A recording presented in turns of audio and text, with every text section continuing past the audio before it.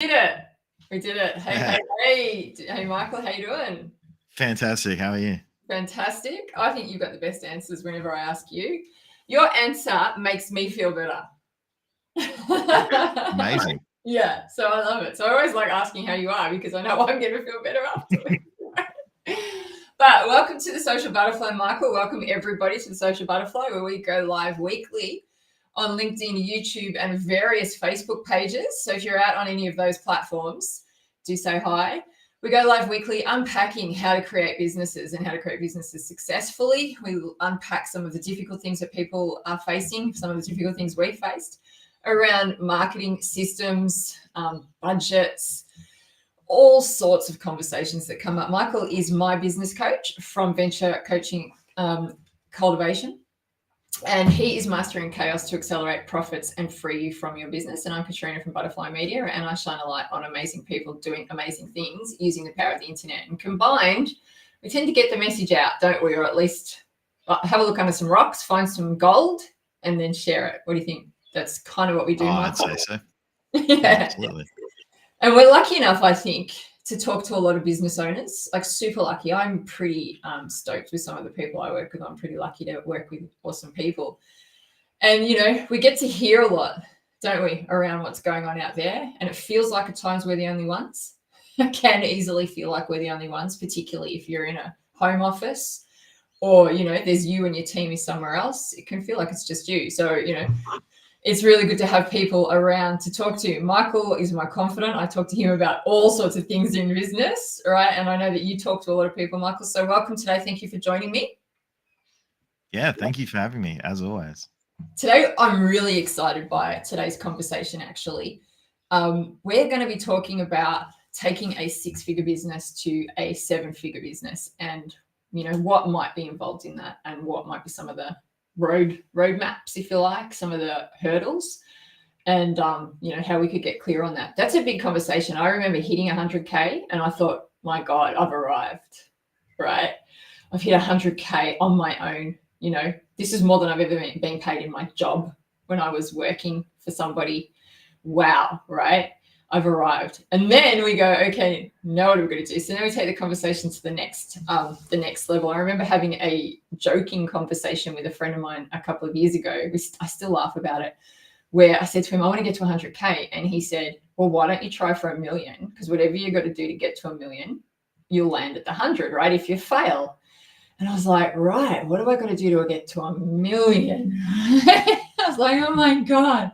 So long story short, we actually made this plan on a napkin that gave us, at the end of the experiment, 4 million in excess. And I'll never forget it. I said to him, oh my God, what am I going to do with $4 million? I've got all these money problems on the other side, right? So then we went into that. So I often joke about this. So let's talk about the fact that maybe it's not just on a napkin, that getting to 1 million might be a napkin plan, but I'm gonna hand over to you and maybe get you to share a little bit about what you know about going from 100 to 1 million. Is there a big difference? Is it hard to do, or is it within anybody's reach?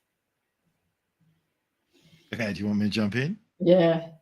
All right, cool. The first thing that I want to say is that if you understand it enough that you can do back a napkin, that's like the ultimate, because then you've simplified it right down.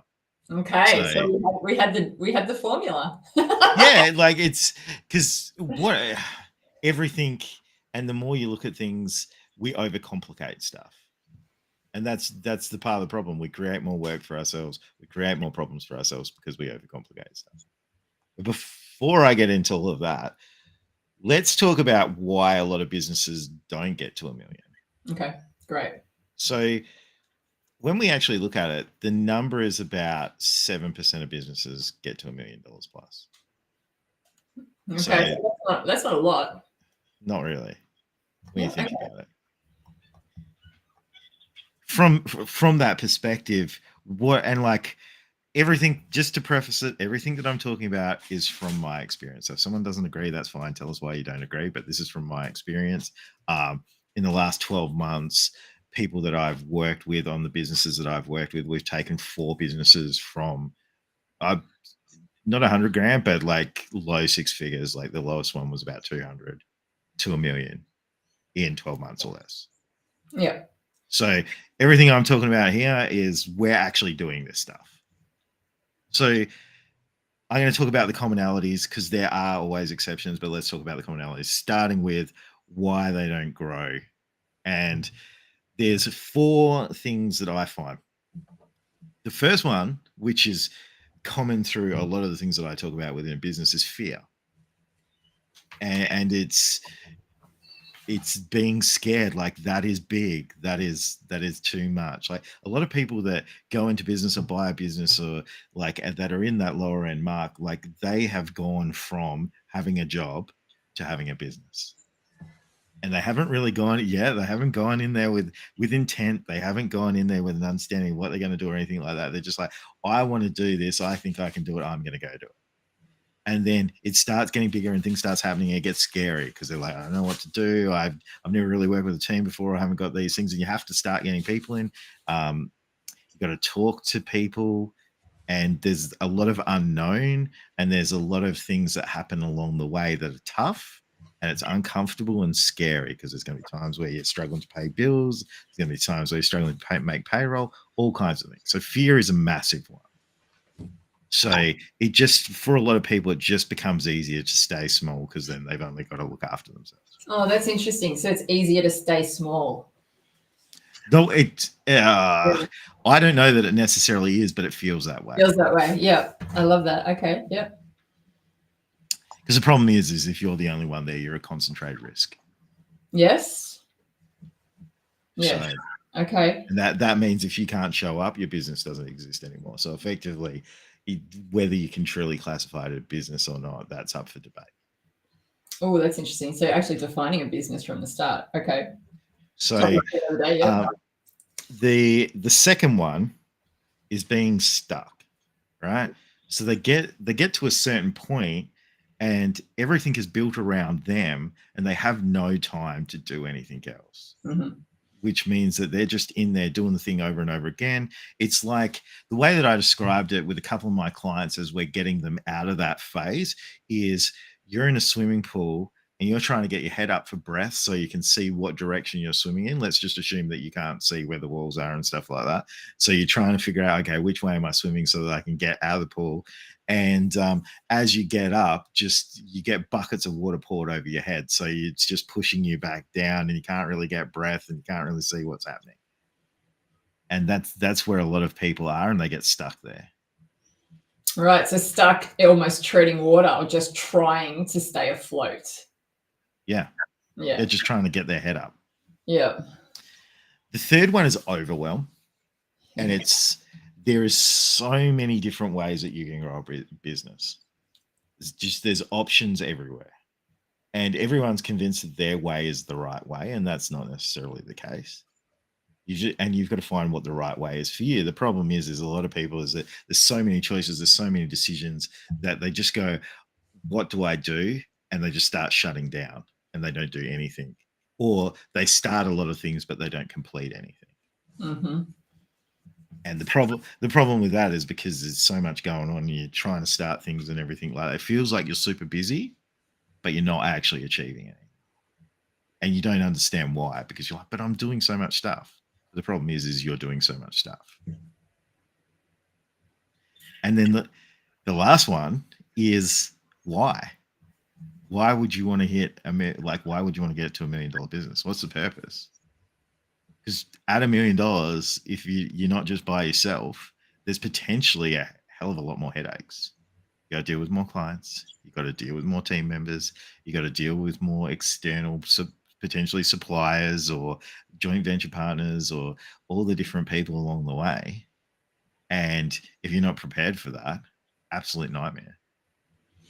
That's super interesting. If we look at 7% of businesses get to $1 million, right? Perhaps it's not necessary to get there for the other businesses. I used to run a workshop where I'd show people how they could make as much money as $1 million business when they were doing like $500,000-$600,000. Yeah, right. So then that's going back into the inside. So it comes about why. Why are you doing that? Right? Yeah. And so the why isn't just important for you, but it is important for you for the hard days. It's to keep the team going as well. And now more than ever, and I had this conversation yesterday with one of my clients, is now more than ever, it's more important that we're supplying people with the reasons as to why they're doing things because they value it more. And I know for myself, if I can't see a valid reason to do something and I don't understand the why behind it, I just don't do it. All right. I've met a lot of people that are like that. So anyway, they're the 4. That's why they don't grow. And that. Okay. So I've got a few questions, but do you want to keep? No, it's all right. You hop in with questions and then direct me where we're going next. Yeah. So this is great. So people aren't hitting the million. Number one, out of fear, they're stuck, they're overwhelmed, or there isn't a why behind why they should. Right. I love this. Yeah. So that brings to a new look on just because we can doesn't mean we should, right? So it might not be a viable option for you to go to $1 million if you can have a really great lifestyle, a beautiful life at 500K and just use the money in the business to create that for yourself. We get told, don't we? There's so much out there about hit the million or do this, but it might not even be a good idea for you, right? For hitting $1 million business for the sake of hitting $1 million business is about the worst goal that you can have. Okay, let's talk about this. Because you will hit it and you'll be like, oh, and there'll just be nothing. There'll be no fulfillment. There'll be nothing. You still have to deal with all the same rubbish day in, day out, and then you're going to get disillusioned. So let's talk about why you might want to get to $1 million then. What would be some of the reasons that people are sharing with you or that you've heard that they want to get to $1 million or that they need to get to $1 million? So multiple reasons. Like obviously first one is always people want to improve their lifestyle and their status and, better lives for their children.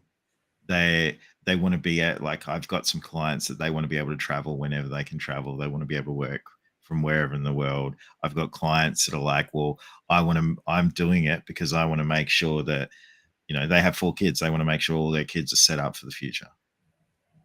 I've got one client that wants to set up a recovery center for ex-military people so that they can deal with coming out of the military and returning back to normal life. Okay. Yeah. Because he's had because he's from the military and some of his friends have passed away as a result of not being able to cope with that. So he would need the $1 million mark or have that as a target because so like whenever we have a challenge in the business it's like, oh, this sucks, or like there's a distraction or whatever, it's like, okay, does this get us to getting you that? And that's how we filter. So let me step it back a second. So if in the example of the military person, if he needs to get to the $1 million, why does he need to get to $1 million? That's where so to purchase the property, to build the complex, to be able to fund those guys being there at no expense for themselves. Right. Okay. Cover all their living expenses, all that kind of stuff. So then the why is apparent, isn't it? And even the pathway starts to show up, doesn't it? Yeah. Yeah. Okay, so that's a fair why, and it's not even that it's a really great thing to do, right? Because it's a great project that he's working on. It's a beautiful thing, but it's not even that. It's literally we need the $1 million to achieve the goal, which is to make an option for these people. And sometimes that why at a personal level, aside from the am I building this complex, for me is it can I help more business owners be successful, right? Help grow their community along the way. It's really okay. So for most people at a very basic level, it's so that I can spend my time where I want, when I want, with who I want. Yeah. I can't leave that previous example though. To create that military complex, right? the $1 million becomes arbitrary. It's not even a thing that you're aiming for in the end, is it? It's like, well, what do we need to do to get it? Oh, we need $1 million. Well, let's go make it. Like it's just a part of the tool belt by then. It's not even a goal in itself, is it? It's a part of the whole tool belt to get there. It changes the flavor of wanting $1 million business. The difference between, so let's just stay on that example. The difference between then hitting that mark and going, okay, I've hit it now, what? It's that, okay, I need to build the system so that we can do that reoccurring or keep growing it so that we can continue to offset inflation and we can keep building on that and we can have the systems in place and we can recruit the talent so that everything keeps rolling so that I can focus my energies over here on looking after the people that I want to look after. Okay, so that does bring me down to what would we be doing to put in place to get $1 million and $1 million business? So what are we trying to achieve? And the question's coming from removing you as the roadblock, teams, things, systems. So what are we doing to get to $1 million? What does a business at $1 million look like in comparison to 100,000? Yeah, okay. So held together by sticky tape and clad glue, in my experience. Yeah, well, I've had this conversation today. We've lifted the bar, isn't it? 2 million. It's still duct tape and sticker it depends on saying, right? So the difference between when we're working with someone before they hit there and when they're like already there is that we're building out systems along the way, right? Because you can get to $1 million solely on being quite good at marketing and sales. Like that will get you there. I guess what I'll talk to is what people have as challenges and then what we're doing to overcome those. Yeah. So as a lot, like there are other things outside of this, but this is what we tend to find is the challenges, and it's a lack of direction and an actionable plan. They have enough money there to survive, but they don't really have money to allocate to grow. They're struggling to get consistent leads. They get leads, but they don't actually have a system that continually pulls them in. When they do get them in, their conversion rates aren't that high. And that can be for multiple reasons. That can be because they're not necessarily pulling in the right people, or they don't have understanding of what's going to get someone across the line in their sales process. And they're constantly busy with little progress. That's a killer. And that comes from that overwhelm, and it's not knowing where to spend your time, and not like even when you bring in the team, it's not if you don't know where to spend your time, you don't know where to get your team to spend their time. So they're busy not doing a lot as well, and it makes it pretty challenging. So where we come in off the back of that, and this is what we've done with the 4 businesses, and I'll do the general flow, is firstly we sit down, we go, okay, where are you at now and where do you want to be? Then we're building out a roadmap based off of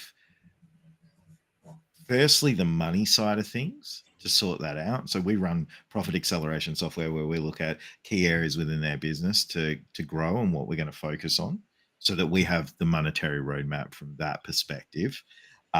We also talk about anything in particular that we need to achieve along the way. So let's say we've got a husband and wife working in there and they've got kids, and as part of us growing that out, the wife or husband, depending on who's the homebody, needs to take a little bit of a step back so they can get the kids to school and they can, have some days off here and there, or whatever that may be, right?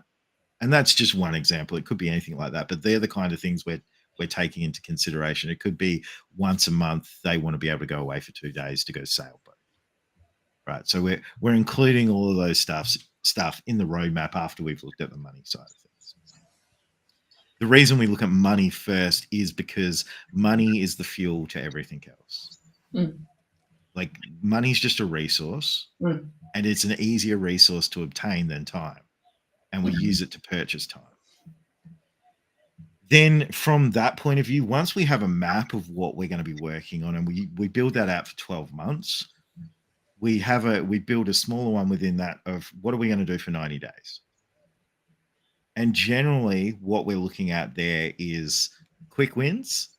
So there's not necessarily such a thing as a quick win and a shortcut, but we go and look at some key things, like we go and have a look at your costs and go, okay, what are you spending money on that you shouldn't be spending money on? Things like subscriptions. Mm. They're, you know, are we paying for software that we no longer use? Are we paying rent? Or can we negotiate rent? Do we have extra like phone, internet, all that kind of stuff, and just having a look at those expenses for the things that are going through. We look at their pricing, because almost everyone I come across is underpriced. Yeah. And it's just when you're building out a business and you're starting off in business, that's just what happens, right? Yeah. Like you come in at a lower price point, and we need to raise that up, because it makes a huge difference, especially if you feel like you're at capacity. Then we're looking for what's something that they used to do that they don't do anymore. That's gold. Because almost everyone has that thing, and what happens is they've stopped doing it, and the distractions and the overwhelm and so much stuff going on, so they've stopped doing that one thing. The problem is they've stopped doing the thing that actually got them to where they are, and that tends to be where their growth is sort of like not necessarily stopped, but it's not moving at the same as what it was before. It's that old cliche, hey, back to basics. Like that old cliche, right? The reason that's such a thing is because, like, especially in business, we want things to be simple, because you can't grow a business successfully for a long enough period of time if everything is complicated. Yeah.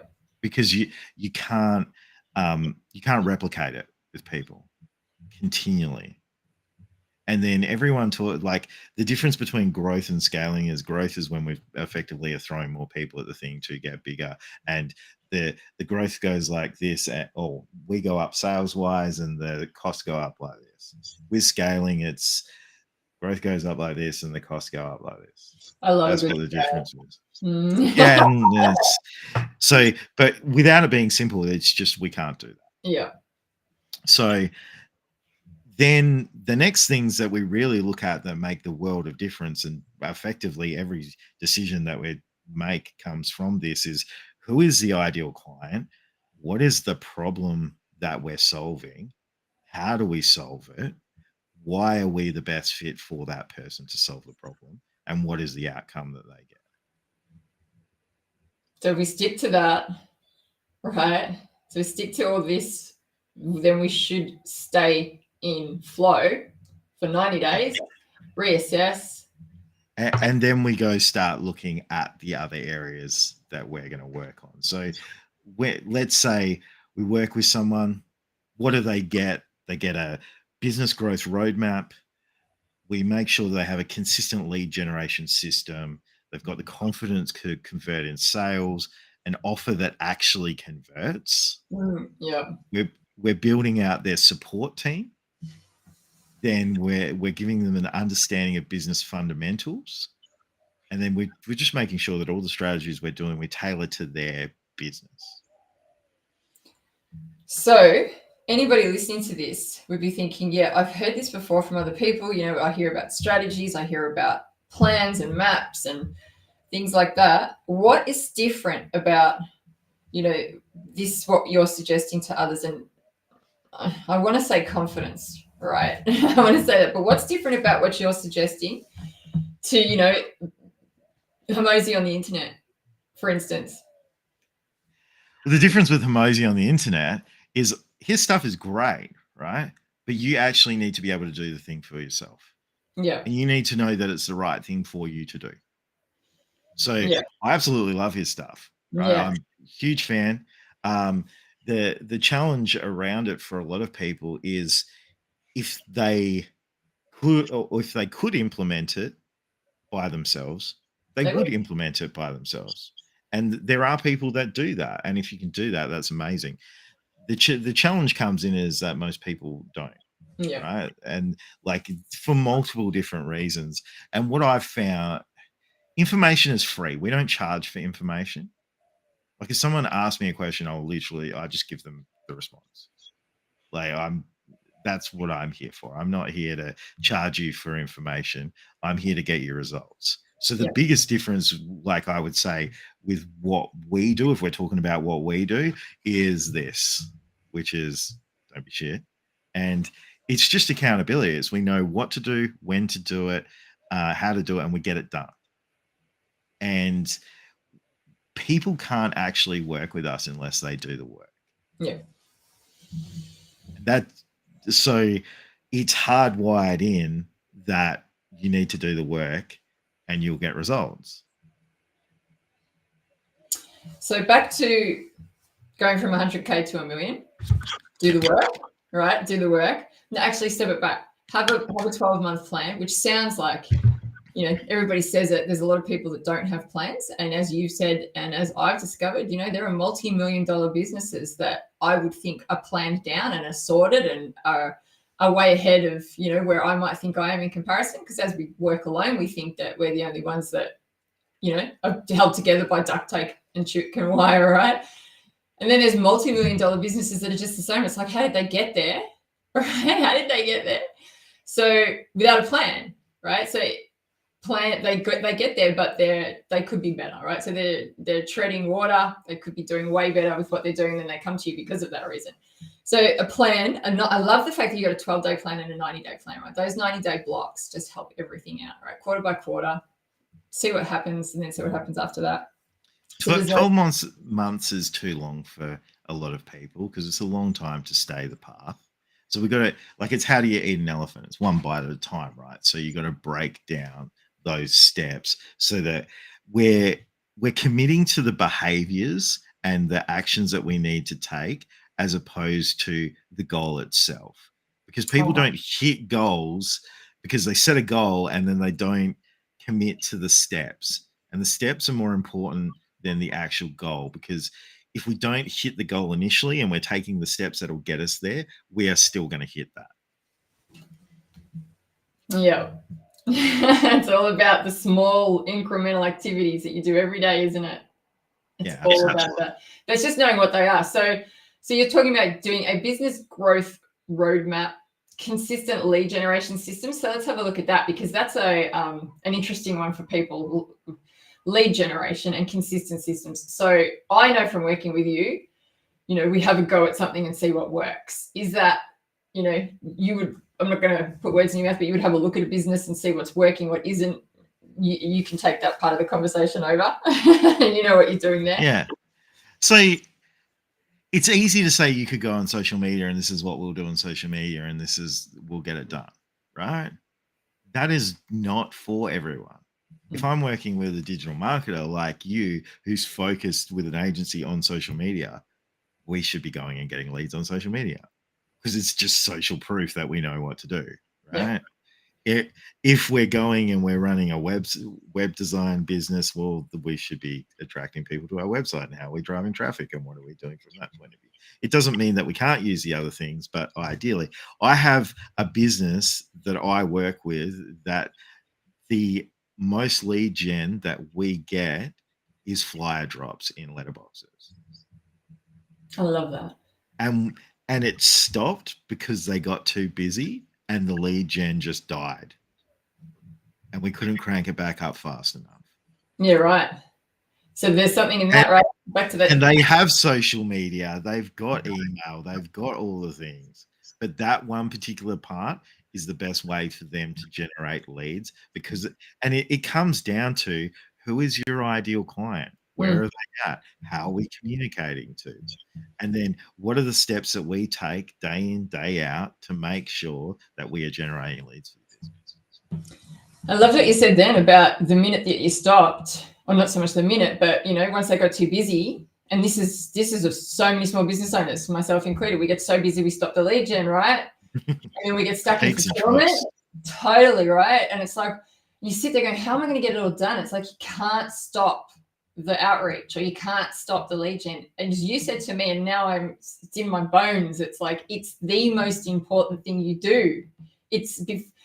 I say it to my crew, do it the first thing, eat the frog. do it the first thing you do in the morning, get it done, because what you do today pays you back in 90 days, right? So it's just so important. Leads aren't everything, but having consistent leads will make your life so much easier, like unbelievably easier.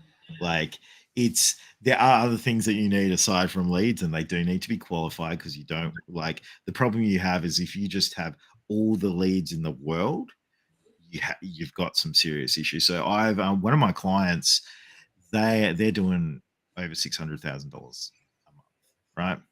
And one of the bigger issues that we have now is they've got so much lead flow that we need to make sure that their pre-qualification process is better, because they're getting overwhelmed with the amount of leads that are coming. Then we go back to the systems, but keep going, because So we go from, like, the lead gen is really good. Now we're going into the sales side of, like, how we making sure that we're qualified. And we do need to qualify a bit better, like tweak on the lead gen side to, like, tighten it up, so we're not getting as many people through that maybe aren't as qualified. But the first qualification of the sales perspective as well, we also need to make sure that that's in place, because we've almost, like, where it was, we needed that extra step so that we could disqualify some people. Yeah. And they're not necessarily people that won't purchase, but they're people that aren't ready to buy now. Yeah.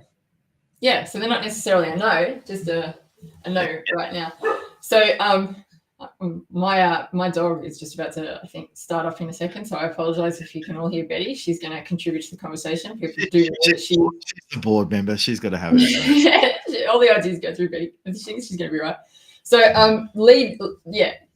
making sure that you're still getting your outreach happening even when you're flat out, right? So then that's another reason to start to move towards the $1 million mark, or as we start to move towards it.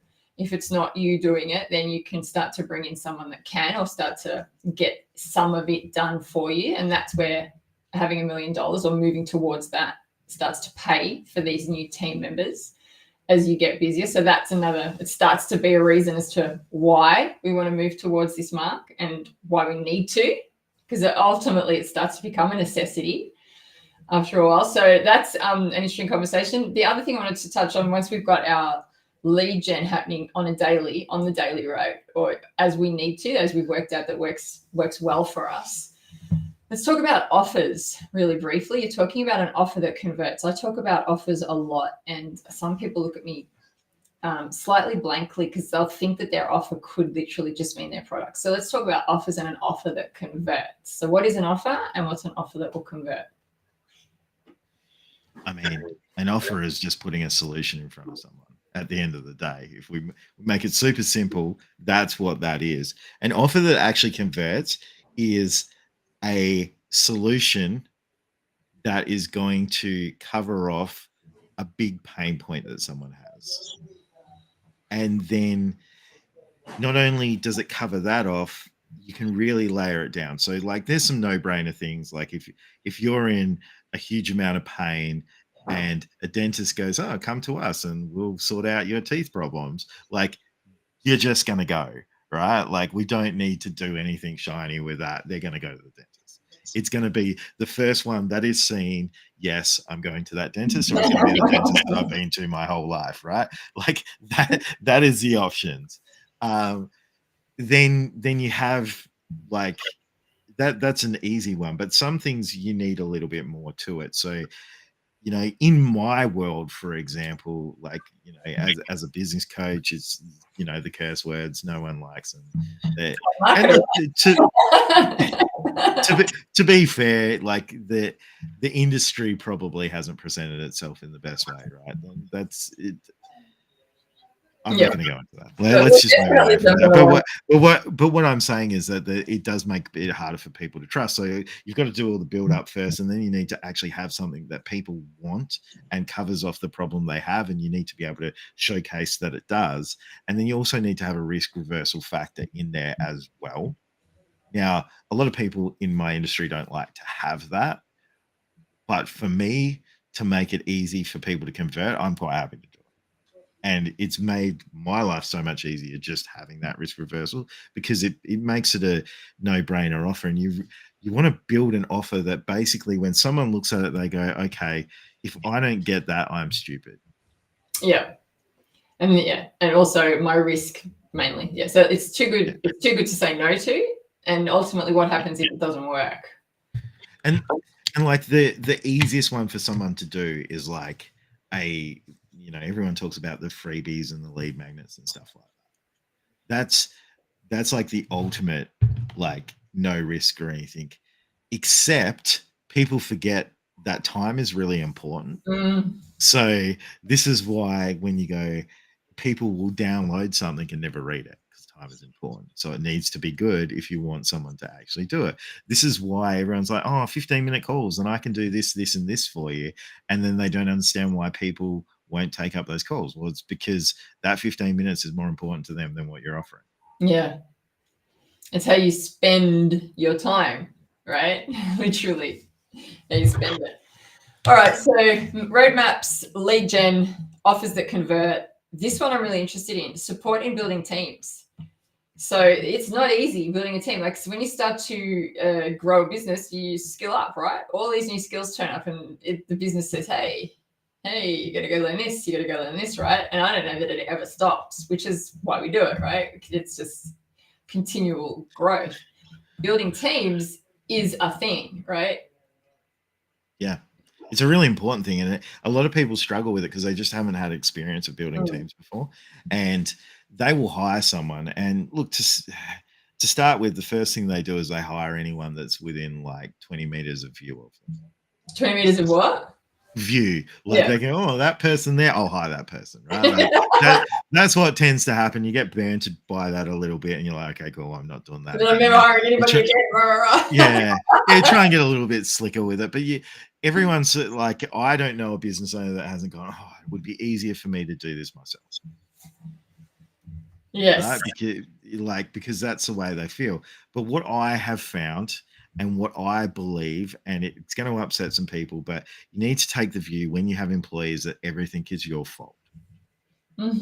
And own that. And you can say responsibility if you want as opposed to fault, but I'm going to say fault because I feel like that kind of layer of accountability means that you can then you actually empower yourself.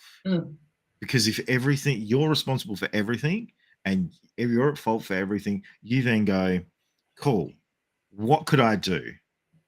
Whereas if you go, oh, that person sucks, you subconsciously have just went, oh, it's all on them. Yeah. And then you don't do anything. Yeah. So there's two things, and you've heard me say this before, and any of my clients or watchers will have heard me say this repeatedly, is with people, it's expectations and communication. And that's where most of us fall down, especially if it's first time building a business, is our expectations. We think that the expectations we set for people are clear and they're not, because those people come into the business with different filters from what we have with different experience. So when we explain something to them, we don't actually take the time to see if they actually understand that. And then people aren't set and forget. So like we set an expectation and then we're not reaffirming that expectation repeatedly. And so what happens is this is the baseline expectation. And then because we're not talking about it, it comes here. And then it comes here. And then it keeps sort of like going like this until you have to go do something because someone's off sick and you see what they've been doing, or a customer complains or someone leaves, and then you freak out and go, oh my God, what has this person been doing? I told them about this. When in reality, you told them once and along with 12 other things, and they just don't know. And that's where communication comes in. Is firstly, we set the expectations and we back everything up with communication, clearly, repeatedly engaging with our team to ensure that they're getting the support to do their role. I can't love this. And it's really hard to do when you start with. And when I was 18, I had a team of 8 people and I did this really poorly. Like I'm not good at it at all. And I had to learn the hard way. And I definitely, metaphorically speaking, got slapped around the head a few times and had a lot of problems with the team and wasn't getting stuff done and like was doing stupid hours because I just felt like I had to do it all. Yeah. And it wasn't because they couldn't do it. It You was wouldn't let them. because, well, it not even that. It was because I was not effectively telling them from an expectation point of view what I needed them to do and why we needed to do it and how to do it. It's I not. would just go, go do this, right? And Yeah. that would be it. And like with no, like just the expectation, oh yeah, they know how to do that, whatever, right? Like, and then I wasn't checking in on them. I wasn't communicating to them. I just like go off, head down, bum up to go do the thing. Oh, we could talk for hours on building teams, right? So okay, so with that, so much to say about this. So back to business very quickly. Bullet point is what we do is we help people identify what they need people for earlier on and where they should look to get people and what's going to support them in growth. And with the people that they have, because they may already have people, how to support their team to get more efficiencies out of that person, which is and another make them feel better and happier about being at work. And that's a whole other amazing conversation you can have with your team. So building teams, we're going to need, depending, we're going to need help to get to $1 million or to be at $1 million, generally speaking. I don't operate in the solopreneur space. So from my perspective, the way that we build businesses, yes. Yeah. Get teams. All right. We could probably talk for a long time on this topic. So to sum it up, to go from 100K to $1 million, what do we need to get there in a very short couple of lines? Roadmap, marketing, sales, team. Right. And duct tape and chicken wire. Yeah. And like obviously the roadmap is the money side of things. The marketing is your ideal client and what problem we're solving and how we're helping them and all that good jazz. The sales is actually helping people decide whether we're the right fit for them and what we need to talk to them about to get them to that point. And the team is to help with delivery. And then there'd be systems thrown in. I think systems, I can't bang on about it. We just systematize everything. Yeah. That's what we go. And that's gotten easier and easier as we've got AI things along the way. To do an SOP now, we can literally there's a software that I love using called Scribe where we can just it builds out PDFs and stuff if we need that, or we can use Loom and record videos. So many different ways to do it that are easy. That's great. That's how we do it. I have a Google Sheet and a Loom. There's an SOP. It's like, hey guys, we're ready for this. All right. So you've got an offer on at the moment. Is that right? Yeah, absolutely. I want to talk a little bit about that because it's super exciting. So right now we're helping 7 service-based businesses. So which in the marketing space, in IT services, bookkeeping, coaching and consulting, like those kinds of businesses, 7 of them get from 6 figures to $1 million a year. That's the offer. That's on the table. Yeah. Okay. So, and that's those first 7 people. It's a hybrid model. So we do have online group as well as one-to-one with it as well. And it's really about making sure that there's the accountability in there so that people actually get it done. Because I'm not a course seller because I don't believe in it. Don't do courses. It's more about being present, being with people. It's about getting things done. So you can't actually work with me one-to-one right now because I'm maxed out. So this is if someone wanted to work with me one-to-one, this is the only way they can do it. It's for those first 7 people, and that's you get the accountability slots there, and then those group sessions I'll be running those. Okay, and it's you've got a sign up starting in April. Is that when the first intake is, or when? Well, yeah. So it starts in the week commencing the 15th of April, and sign up is now. So I've got businesses that are signing up right now. There's only 7 spaces left. So it's first in. So if I fill that this week, it's done. So. And so they're going to get a group one-to-one with you. They're going to get a one-to-one with one of your coaches. They're going to get, what do they get? I'll roll straight through it. Great. So initially what they get from start to finish is you sign up, you get a 90-minute business strategy session with me, building out that 12-month roadmap. So, and that roadmap is going to be literally to at least double your revenue, Oof. depending So on much where at you're a at. time. Yeah. So that's depending on where you're at, it could be straight to that million, but it'll be at bare least double your revenue. Yeah. And then we've got a 90-minute marketing strategy session as well that you can sign up for within the first 2 to 3 months of joining up.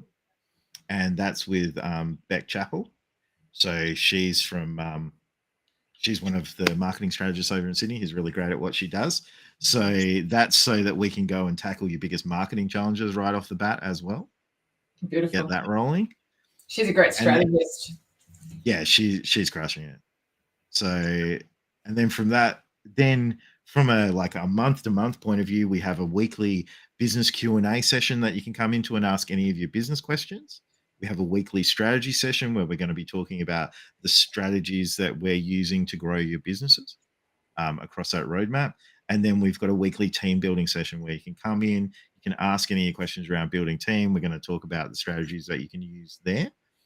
So those are the 3 sessions every week that are running every single week. They're all recorded. So if people can't get to them, they're going to be able to come along to the website and be able to watch them back later on as well. That's incredible. Value each week. Yep. Yeah. And then normally there is one-to-one coaching session a month. Right now it's with me. There's a new coach coming on board shortly as well, so watch out for that person. Okay. Watch out for that person. And from that point of view, that's the strategy and accountability coaching. So that's making sure that you're in line with the roadmap that we've built out for you. We're answering any questions around the strategies. We're making sure that you're actually accountable to taking action on it. And because if you're not going to do the work, you can't actually stay in the program because you're taking up a space that someone else could have. So that part of, but that being said, if there are genuine roadblocks that are stopping you from doing the work, we're going to help you get past those roadblocks as well. I know that's the case. So and that's the first 7 people are actually getting if they sign up. We've got a 5-month offer right now where if you sign up for 5 months, you get a month for free, and those people will get coached directly by myself, and they'll also get a bonus one-to-one session for the first 6 months every month. So effectively, they'll get 2 one-to-one sessions instead of 1. Okay, and how can they take you up on this awesome offer? How are they going to find out about it? This is incredible. So the easiest way right now is to either comment below whatever platform that they are looking at this on, and letting me know that they want me to DM them, and I'll get in the DMs and talk to them. Or they can do the same for you if they know you, because you've got the details. And what it is, very, very simple, is just we'll have a quick chat. We'll send you a link to a Google Doc that has all the details. And then if you want to go from there, you can book a 15-minute call, which is just us going, is this right fit for you? And if it is, we go from there. And if it is, it'll be the best 15 minutes you've ever spent. Yeah, absolutely. And that Google Doc for transparency, it's got all the pricing and everything on it as well. There's no, if you're interested, it's not going to be you have to wait to get on the call to know what that is or anything like that. There's a guarantee behind it, and it's we will at a minimum 10x your investment when you're in the program. Love it. But realistically, it's going to be more than that for depending on where you are at the scale, because that's based at the low end of the scales. So this is the Mastering Chaos, the Profit Pathway, taking you from 10xing, taking you from where you are now by 10 within 12 months. Well, it's even less. It's really, it's so the 10x is in 6 months, but the program's designed to get you from 6 figures to $1 million. All right. So if anybody would like to join this, it starts in April, or intake is now for April kickoff. Connect in all the usual spaces. And either Michael or I will share the information with you. And yeah, let's just get cracking, right? Because I just don't think there's much time left. It really doesn't feel like it. I feel like the earth is spinning faster. So let's just get it done, right? It really is. This year's got roller skates on it. It's going downhill with roller skates. Yeah.